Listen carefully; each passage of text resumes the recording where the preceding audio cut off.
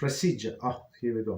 The most preferred way to ask Mechilah from someone is directly face-to-face. It is more, right? So face-to-face, so I did whatever I did, so I have to come to that person, right, and ask forgiveness. It is more embarrassing when asked in this manner, which serves as a part of punishment for doing the sin. So of course it's embarrassing. So, but embarrassing is good. Embarrassment is good, as we said in one of our classes. That it's actually save us from death. This embarrassment for sure it helps us, and will also make the request more sincere. Like when the person sees it, it's not on a phone, it's not in a text message, right? Please forgive me, please this and that. No, like the person did out of his or her way to come to you and ask you for forgiveness. That's you see when somebody is sincere. If it is not possible, one should place a phone call to a person. Okay. If one is not able to get through, then at least an email or text message should be sent. Okay, so like we have to communicate somehow.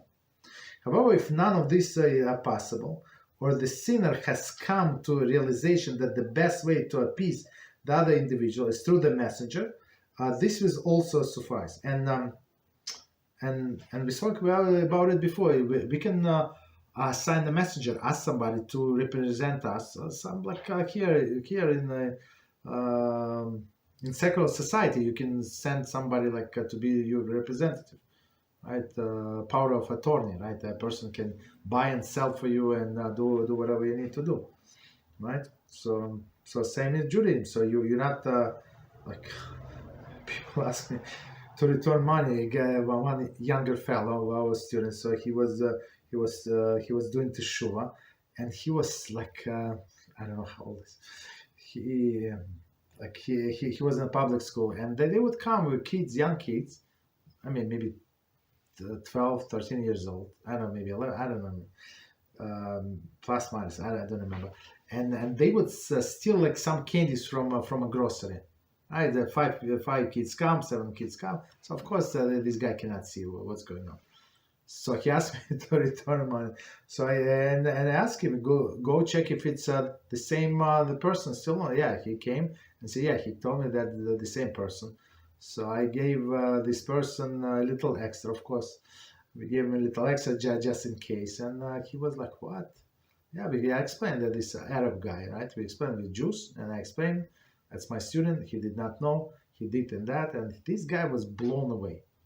Understand? Because we give him $20 just in case. Blown away. Okay. So if you cannot do it, so send your friend, and it's always easier to advocate like on behalf of somebody else. Continue. However, we must realize the importance of asking Mechilah directly. Right? Directly, it's like the best, always the best, and not relying on intermediary. Okay. Even one has been notified that the person she wronged has forgiven her, she should still go and ask her on her own.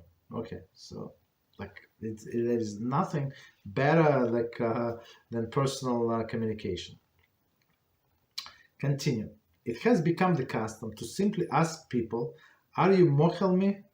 So that's like, are you forgiving me? So it's like they ask a question, but in a question there is already like they give you the line to answer. I don't like, me personally, I don't like when people doing this to me, like not in with this sense, but with any other like things, right? They like tell you almost like putting the words in your mouth. Usually the answer will be yes, like automatically, like you would be embarrassed not to say yes. Right? However, poskim say that this includes only what society considers standard wrongs, such as slight degradation. But if the person has caused serious damage of which the subject is unaware, then such a general request is not sufficient. A much more specific appeal for forgiveness is necessary, meaning that you have to explain what you ask forgiveness for, right? There is a great discussion among the poskim as to just how the specific one must be when making the person aware that she has sinned against her. So maybe if that person does not know, this lady does not know, Maybe if you're going to give all of the details, she's going to hate you like even more. Like you also have to use your brain. Like before you do that, consult with your rabbi and explain the situation, and then see how it's the best to present it to that person. So anyway, you have to like see the outcome. Like did somebody suffer the loss or something? Like did it become known? So it's not so simple.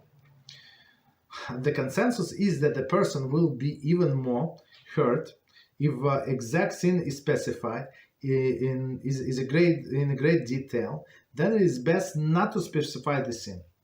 So, okay. So if she said, I apologize, I did, I don't know, whatever she did.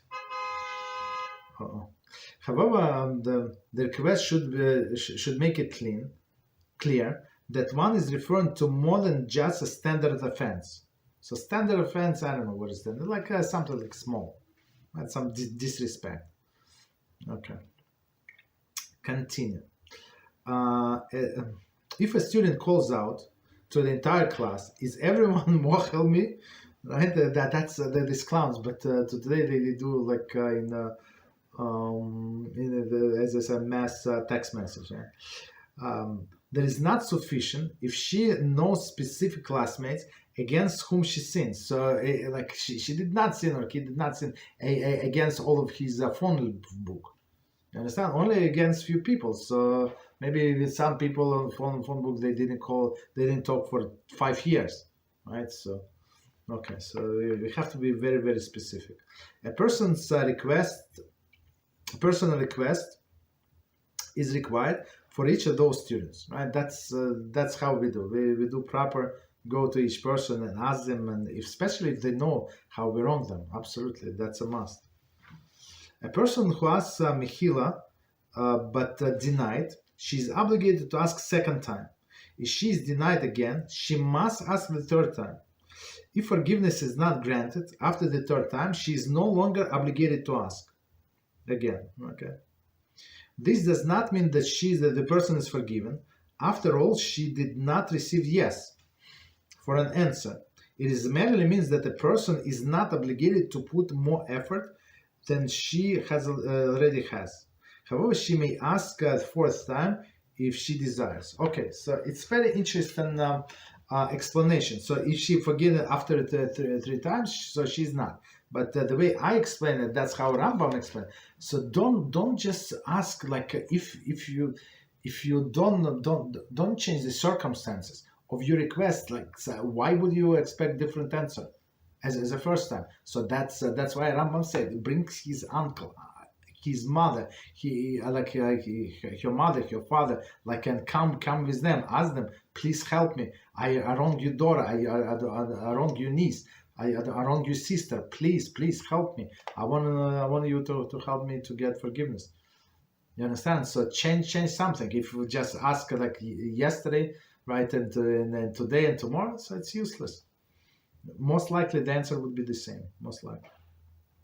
When asking for Mechilah a second and third time, the expression of apology must be more detailed than the previous time, right? So like we have to be sincere, more sincere.